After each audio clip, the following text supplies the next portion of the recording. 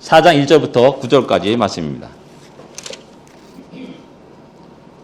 4장 1절부터 9절까지 말씀 교독하겠습니다.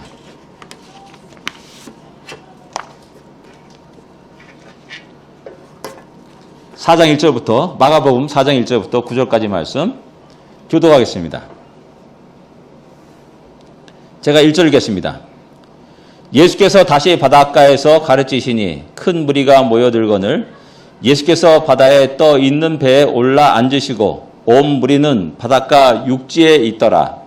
이에 예수께서 여러 가지를 비유로 가르치시니 그 가르치시는 중에 그들에게 이르시되 들으라. 씨를 뿌리는 자가 뿌리러 나가서 뿌릴새 더러는 길가에 떨어지매 새들이 와서 먹으리고 더러는 흙이 얇은 돌밭에 떨어짐에 흙이 깊지 아니하므로 곧 싹이 나오나 해가 얼음에 타서 뿌리가 없으므로 말랐고 더러는 가시떨기에 떨어짐에 가시가 자라 기운을 막음으로 결실하지 못하였고 더러는 좋은 땅에 떨어지매 자라 소성하여 결실하였으니 30배나 60배나 100배가 되었느니라. 같이 읽겠습니다.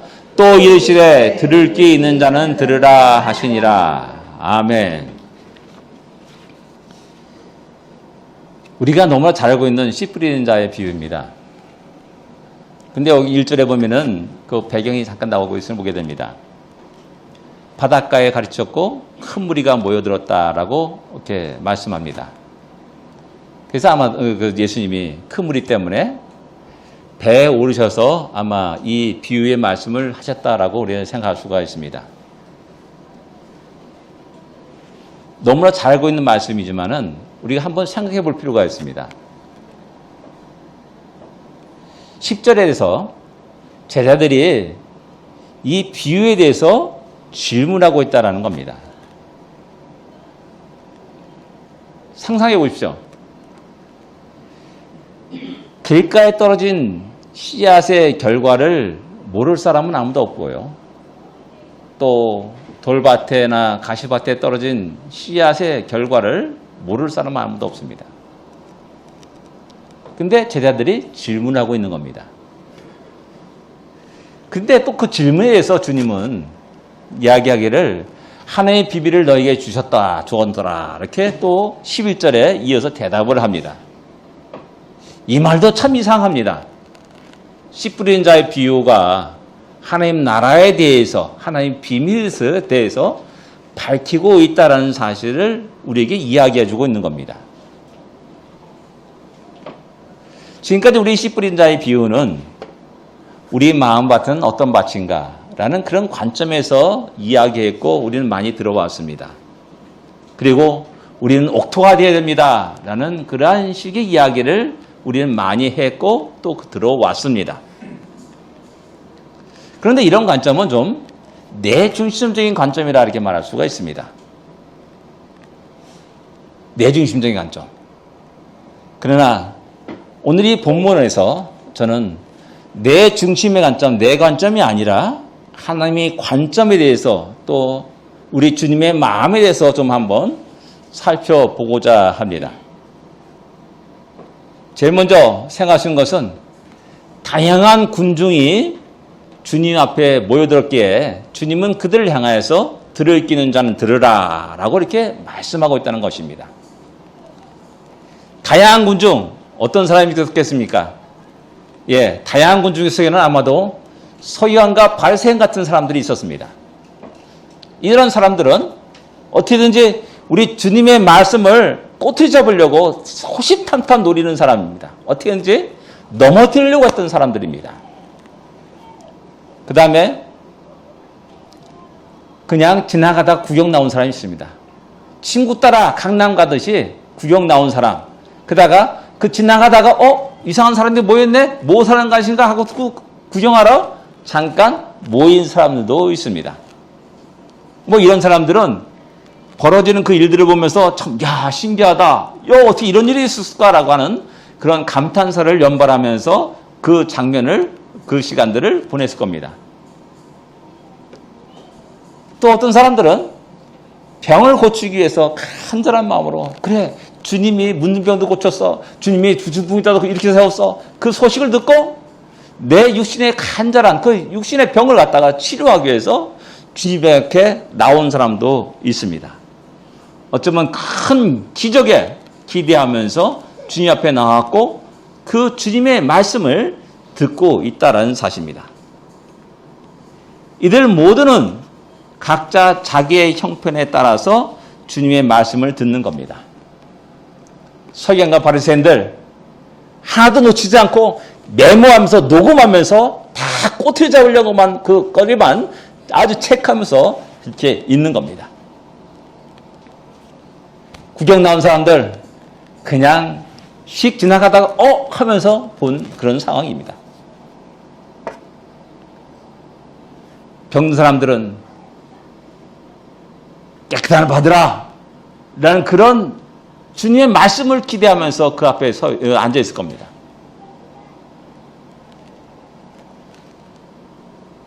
예수님이 이렇게 자기 입장과 생각과 자기의 목적을 가지고 모인 군중들에게 들으라 라고 말씀하는 겁니다.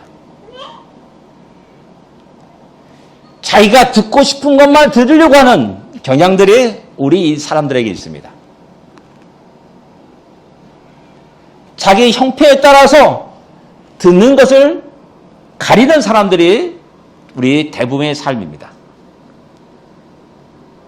그들에게 들을 끼는 자는 들으라 라고 말씀하고 있는 겁니다.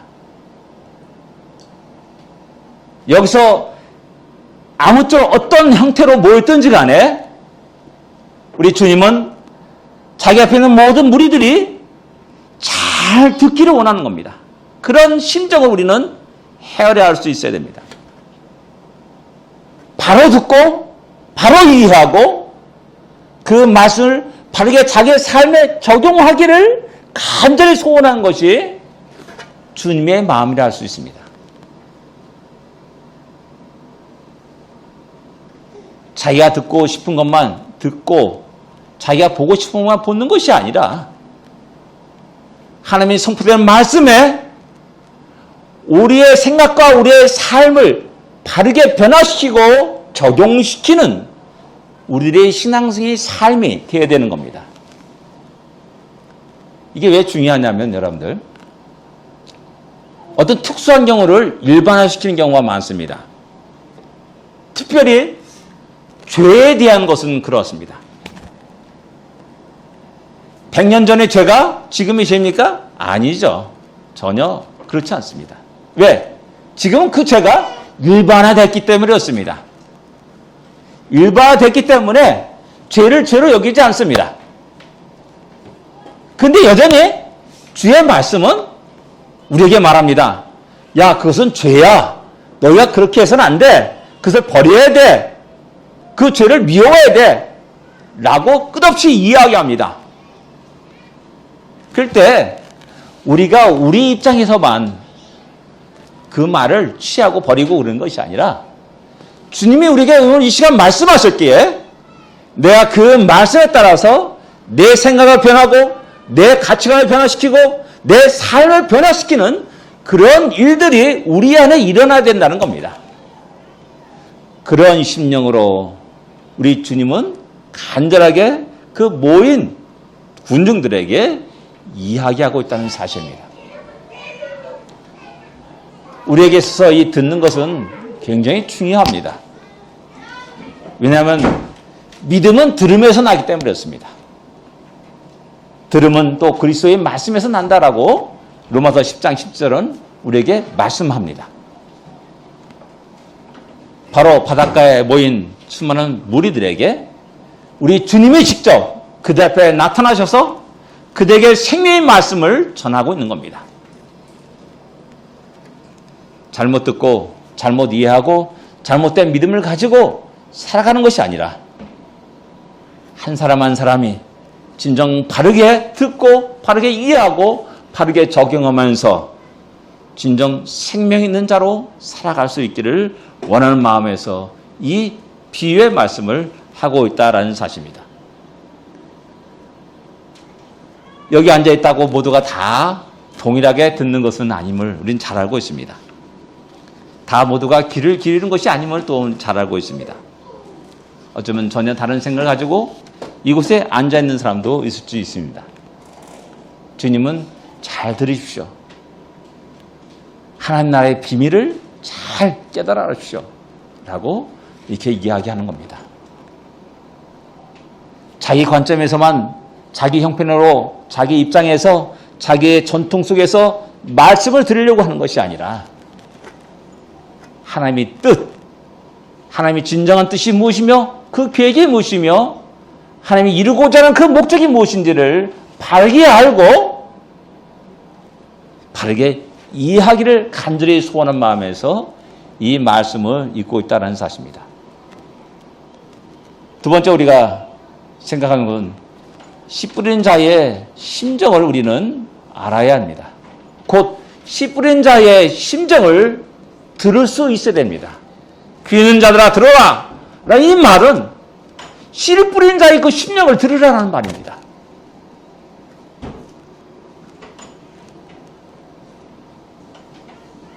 씨 뿌린 자의 심정은 현재 우리 주님의 마음이라 할 수가 있습니다. 또 독생자 예수 그리스도를 이 땅에 보내신 우리 하나님의, 성부 하나님의 마음이라 할 수가 있습니다. 씨 뿌린 자는 무엇보다도 많은 수확을 기대하면서 씨를 뿌립니다. 그와 마찬가지로 주님도 많은 영적인 수확을 원해서 또 그런 목적으로 이 비유를 말씀하고 있다는 사실입니다. 베드로 사도는 이런 하나님의 마음과 우리 주님의 마음을 베드로서 3장 9절에 잘 드러내고 있습니다. 아무도 멸망치 않고 다 회개하기에 이르기를 원하시느니라 라고 이렇게 말씀합니다. 주님의 모든 말씀들은 모든 사람들이 구원받기를 원하는 겁니다. 한 영혼이라도 구원받기를 원하는 거고 한 영혼이라도 지옥불에 던져지는 것을 원치 않다는 사실을 갖다가 사도 베드로는 우리에게 이야기하고 있는 겁니다. 이런 마음으로 예수님은 씨 뿌리는 자의 비유를 말씀하고 있습니다.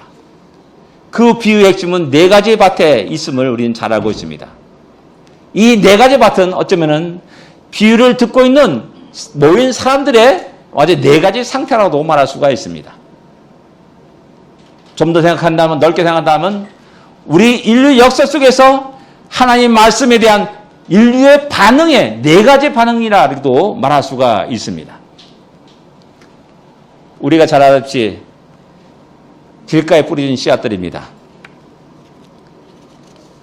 새가 금방 날아와서 낼름 먹어버립니다. 그 말씀에 존재했다는 흔적조차도 찾아볼 수가 없습니다. 어쩌면 이런 모습은 서기관과 바리새인들의 모습이라 할 수가 있습니다. 주님을 끝없이 대적하는 자들의 모습이라 할 수가 있고 불신자들의 모습이라 할 수가 있습니다. 노아 시대에 하나님 노아를 통해서 120년 동안 당시 사람들에게 말씀을 전했습니다. 배만 짓고 있었던 건 결코 아니겠죠. 120년에 하나님의 심판이 있다.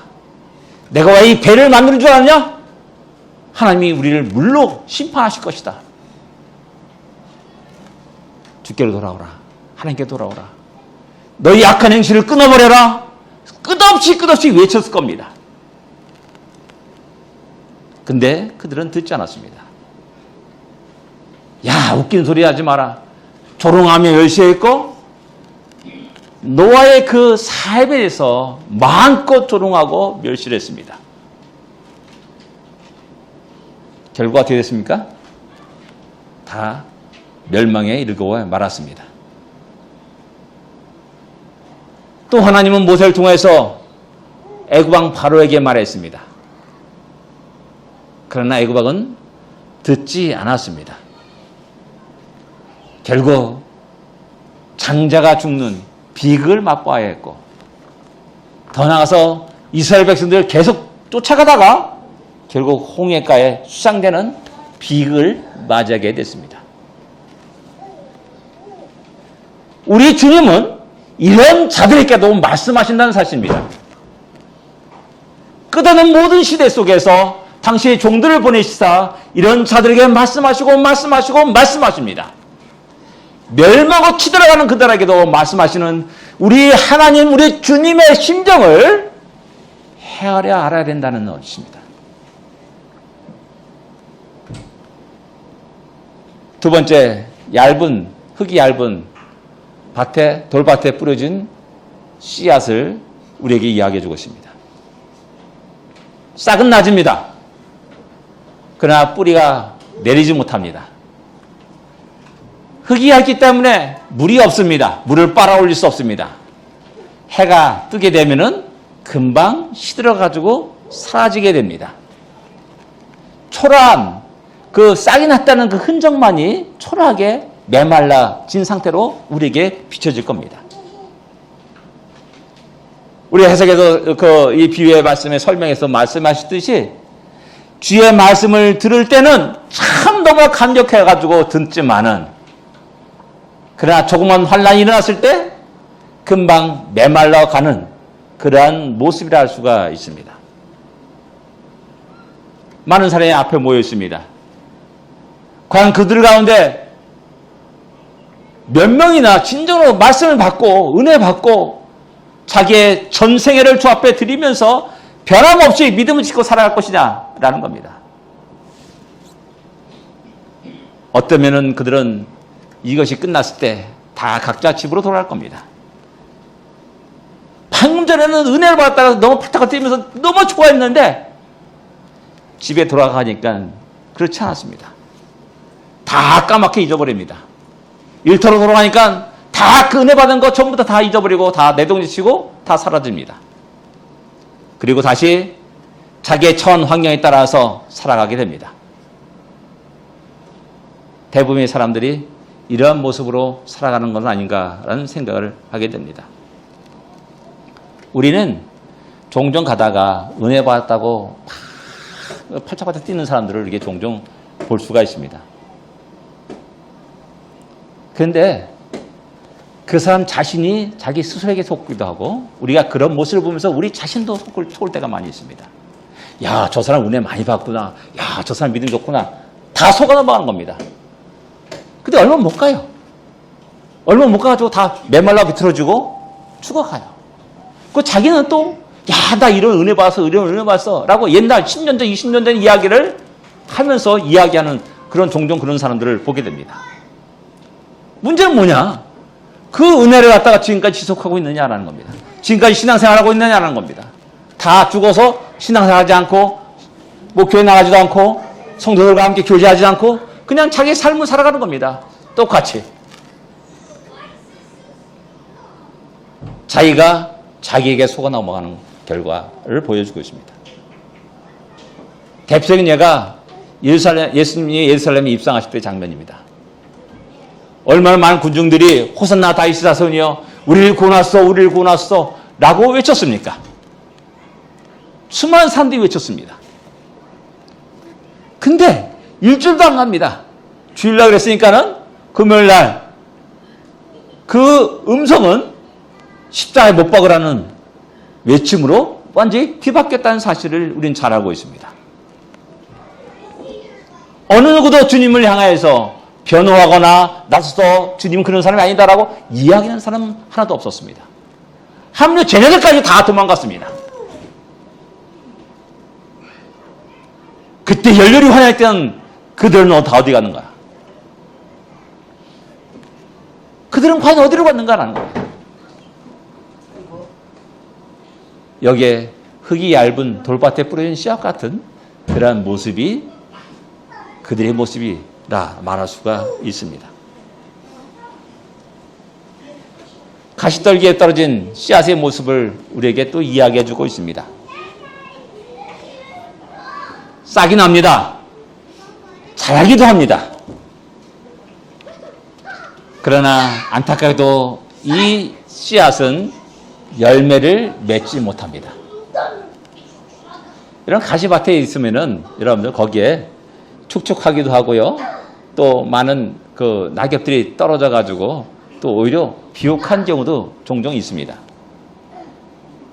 근데 안타깝게도 가시덤불에 뿌려졌기 때문에 허약하게 될 수밖에 없고 열매를 맺을 수 없습니다.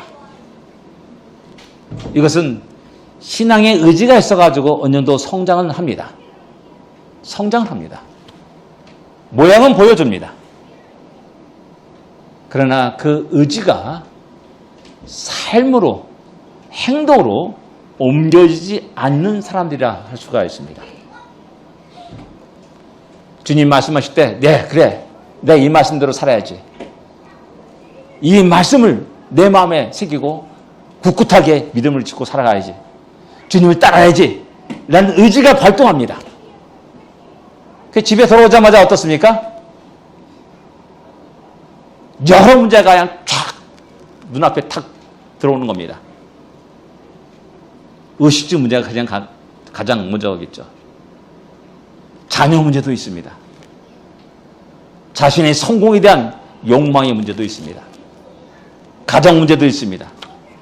이런 여러 가지 문제들이 그 사람의 의지를 행동으로 옮기지 못한다는 사실입니다. 그리고 말합니다. 어쩔 수 없다. 어쩔 수 없다. 라면서 계속 내 안에 있는 의지를 실행하는 그런 일들을 자꾸만 늦춥니다. 저는 성경에서 니고데모가 대표적인 사람이 아닌가 생각합니다. 연복에 니고데모는 3번 나옵니다. 주님을 몰래 밤에 찾아옵니다. 요한복음 3장에. 그리고 7장에 다시 나옵니다. 니고데모가 예수님에서 변명을 합니다. 근데 다른 사람들이 공박을 하죠, 그를. 야, 너도 갈릴리에서 왔느냐? 라면서 공박을 받게 됩니다. 그리고 7장 53절에는 다 각각 집으로 돌아가고 라고 말합니다. 자기가 이게 옳지 않다면 끝까지 주장해야죠. 자기가 예수를 만났지 않습니까? 그럼 끝까지 그를 향해서 변호를 해야죠. 근데 다 각각 집으로 돌아갔다라는 겁니다. 거기에 니고데모도 역시 마찬가지로 각각 자기 집으로 돌아간 겁니다.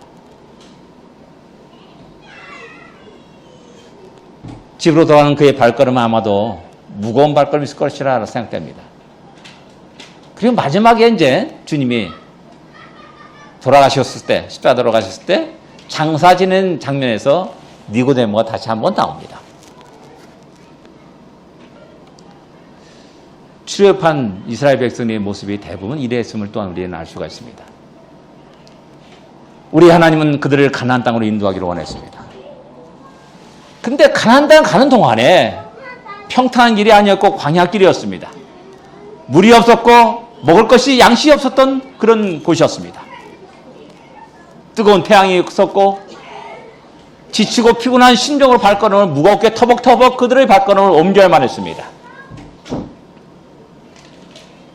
마실 문제, 먹을 문제, 여러 가지 문제가 있었습니다.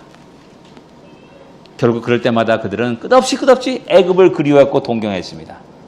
다시 애굽으로 돌아가자.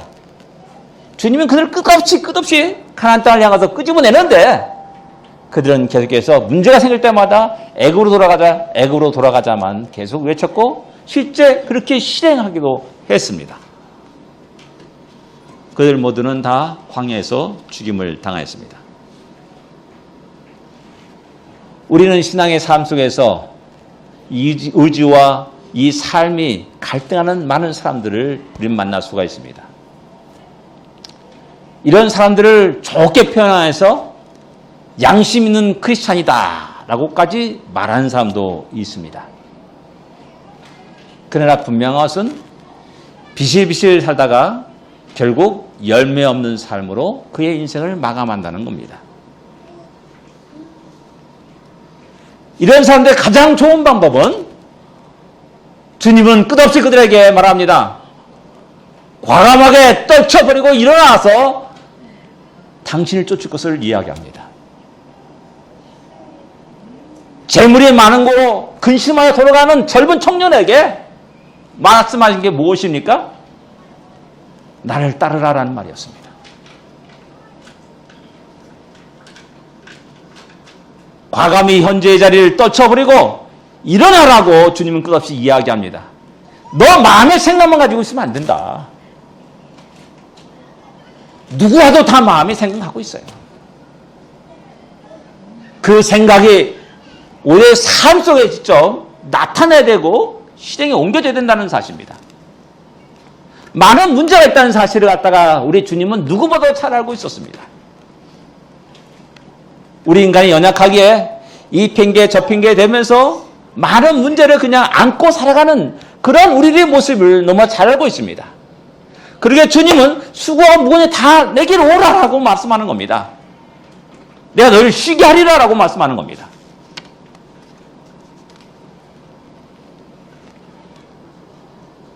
세리마태가 주님이 나를 따르라 라는 그 말에 즉각적으로 자기의 자리를 박차고 일어나 주님을 따랐던 것처럼 우리 주님은 이 씨앗을 뿌리는 씨 뿌리는 자의 비유를 하면서 우리에게 이야기하고 있는 겁니다. 어쩌면 그 군중 앞에 그런 몇몇 사람이 있다는 사실을 주님은 잘 알고 있을 겁니다.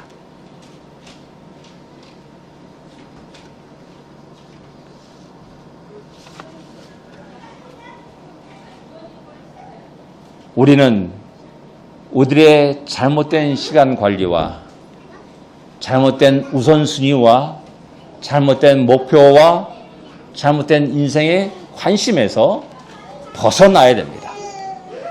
그리고 하나님이 우리를 통해서 이루고자 하는 뜻과 목적을 다시 한번 생각해 보아야 됩니다. 이 세 가지는 모두가 다 실패한 경우입니다. 조금만 싹이 났다고 기뻐할 필요도 없습니다. 조금 줄기가 자라가지고 잎이 났다고 해가지고 와 기뻐 뛰고 믿음이 좋은 사람이다라고 말할 필요도 없습니다. 다 모두가 열매 없는 그러한 모습이라는 사실입니다. 바로 예수님은 이런 모습을 보면서 씨 뿌린 자의 비유를 이야기하고 있는 겁니다. 모였어. 많이 모였어. 수백만이, 수천만이 모였어. 라고 말하지만은 거기에 흥분돼가지고 야 이런 대중이 모이는구나. 내가 인기가 좋구나. 라고 생각하는 것이 아니라는 사실입니다. 왜?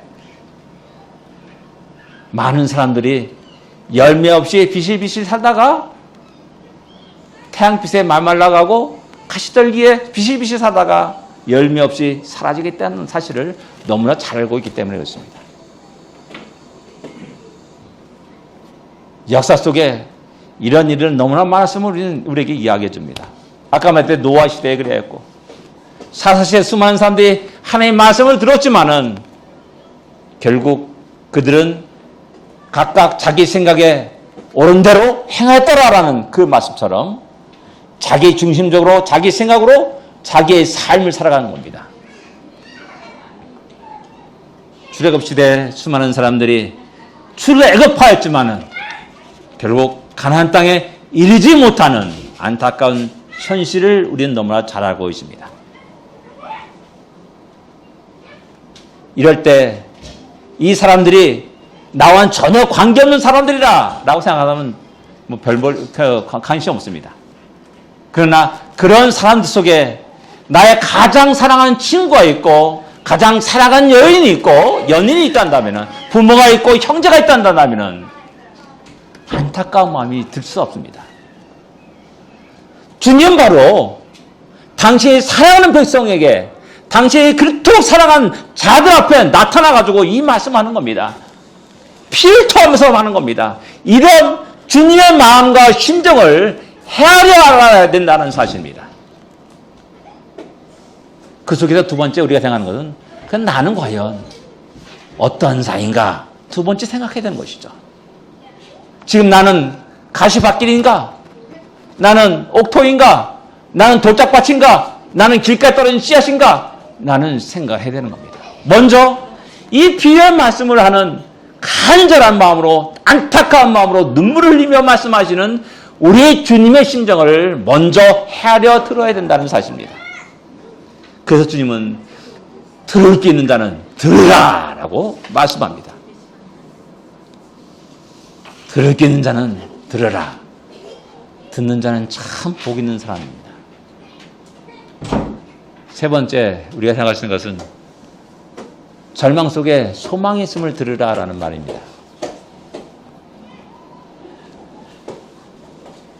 열매 없이 많은 사람들이 비실비실 해가다가 자기의 삶을, 인생을 마감하는 것을 볼 때 너무나 안타깝습니다. 좌절감도 일어나게 되고요. 절망도 일어나고 낙심도 일어납니다. 목회자의 길을 걷는 저에게 이런 것은 쉽게 많이 찾아옵니다. 어떤 일이 있었냐면 예전에 지금 기억은 아닌데 안 돼. 오래전입니다. 어떤 형한테 전화가 왔어요. 아, 목사님 이 말씀 어디 있습니까? 라고 전화에 전화 온 거예요. 근데 안타깝게도 이 말씀, 그 질문한 말씀은 바로 어제, 월요일 날 받았는데 어제 내가 설교 본문으로 한 말씀이에요. 근데 월요일 날 목사님 이 말씀 어디 있습니까? 라고 나에게 질문한 겁니다. 얼마나 낙심되는지 몰라요. 제가 종종 마트에 있을 때 바로 저희 앞이 교회였기 때문에 예배 끝나고 나서 혼자 교회 이렇게 한 바퀴 빙 돕니다. 그 허황된, 밀려오는 그 허무감이랄까, 그런 것은 지금도 잊혀지지 않아요. 왜 그러냐 하면은 이들이 주일을 떠나고 주일 예배 끝나고 다 흩어졌는데 제 머릿속에 탁 떠오른 게 뭐냐면 이 말씀처럼 이들이 지금 어디서 무엇을 하고 있지라는 겁니다. 다 돌아가가지고 이제 옛날처럼 바로 얼마 전처럼 신나게 게임하고 놀고 술 마시고 하면서 지나가는 거냐. 그 생각 탁 들을 때 제 마음속에 어떤 허망함이 확 밀려오는 그것을 저는 경험한 적이 있습니다. 예, 그런 것만 생각하게 되면은 저는 날마다 순간순간마다 낙심하며 좌절하며 그렇게 살아갈 거예요. 가야 됩니다. 그러나 내게 기쁨과 즐거움과 또 소망이 있다는 사실을 또 발견하게 되는 겁니다. 어느 농부도 씨를 뿌려 나가가지고 길밭에 또 가시밭에 또 돌짝밭에 떨어진 씨앗을 보면서 슬퍼하거나 괴로워하지 않습니다.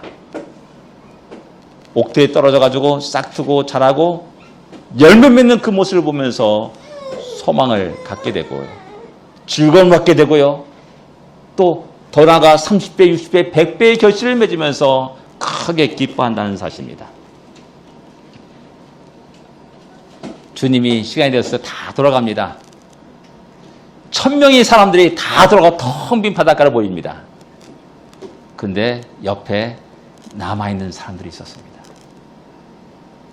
주님과 함께 동고동락하는 극소수의 12명의 제자들이 있었다는 사실입니다. 함께 고난의 길을 걷는 12명의 제자들이 있었다는 사실입니다.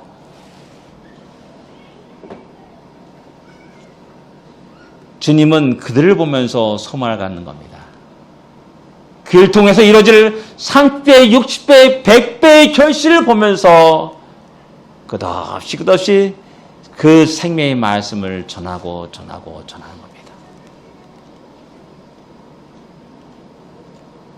하나님 놀라운 비밀이 이것입니다. 생명이 살아있는 자를 통해서 생명이 뿌려지고 잉태되고 다시 생명을 거둬들이는 겁니다.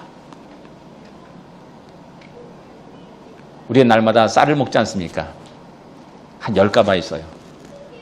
그거 논에다 쫙 뿌려보십시오. 어떻게 됩니까? 다 썩어서 사라져버립니다. 왜?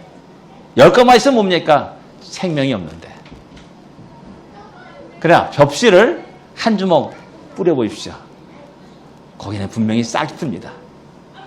그 가운데 100%는 아니지만은 한 뭐 10% 정도는 뭐 병충해 걸려가지고 결실을 못할 수도 있다는 사실입니다. 그러나 90%의 그 벽씨가 자라가지고 30배, 60배의 별씨를 맺는다는 겁니다. 그것은 지금 현재의 10가마의 쌀보다도 더 가치 있는 것이 될 수 있다는 사실을 우리는 기억해야 됩니다. 바로 그것을 보면서 우리가 소망을 가지고 기쁨과 감사 속에서 우리의 삶을 주님께 드리게 되는 겁니다. 우리는 이 절망 속에 빠져가지고 실패했구나, 낙심했구나, 아이고 요놈 또 죽었구나 라고 슬퍼하는 것이 아니라 살아있는 생명 그것을 보면서 기뻐하며 감사하며 소망을 가지고 다시 일어나 주님이 우리에게 맡겨진 사명을 감당할 수 있는 우리가 되어야 됩니다. 기도하겠습니다.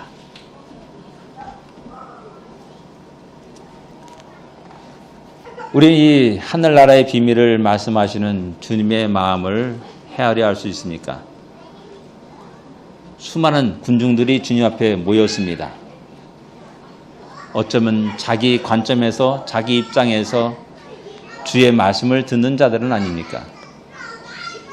말씀에 따라서 우리의 삶을 새롭게 하고 우리의 생각을 변화시키고 온전히 하나님의 뜻과 목적에 맞춰서 우리의 삶을 변화시키는 우리가 되어야 됩니다. 주님의 말씀을 바르게 이해하고 주님의 마음을 잘 헤아려 할 수 있는 진실한 성도가 되게 하옵소서라는 기도를 하기를 원합니다. 인생 살면서 많은 실패와 어려움들을 겪어 나갑니다. 그 속에서 우리는 절망하고 낙심할 때가 많이 있습니다. 그러나 주님이 우리의 눈을 뜨게 하시사 그 소망을 볼 수 있게 하여 주옵소서라는 또한 기도를 하기를 원합니다. 그리고 우리가 아름다운 열매를 맺는 자로서 30배, 60배, 100배의 결실을 맺는 자가 되게 해달라는 기도를 하기를 원합니다. 기도하겠습니다.